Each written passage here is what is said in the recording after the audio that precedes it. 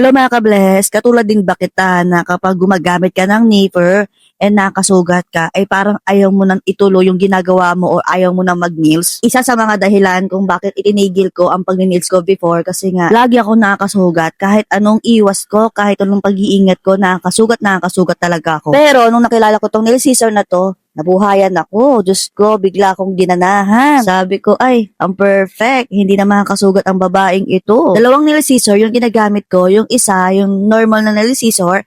At ito, yung parang hawakan niya ay parang katulad lang sa flies.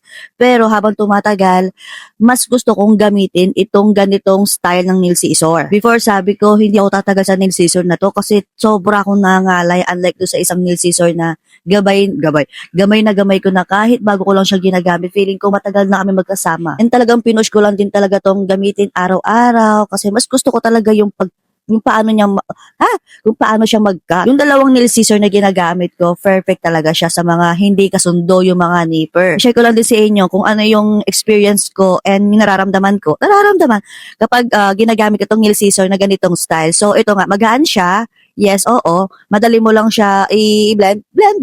Madali mo lang siya pindot-pindutin kasi super gaan lang din niya.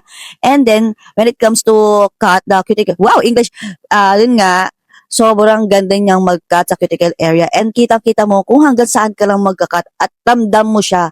Ewan ko kung ako lang ba nakakaramdam ng kung hanggang saan ko lang siya pwede i-cut. Basta yon. At ito pa mga ka-bless, proud na proud ako at proud and loud. Proud and loud na simula nung ginamit ko tong ganitong nail scissor, hindi na ako nakasugat talaga. Literal as in. Kaya kung katulad din kita na sobrang hirap na hirap gumamit ng nipper, nakasugat, hindi may iwasan makasugat, kahit nag-iingat, itry mo tong ginagamit ko na nail scissor. At para hindi ka na rin mahirapan kung saan mo siya pwedeng mabili, nasa yellow basket ko lang siya at yung link nasa comment.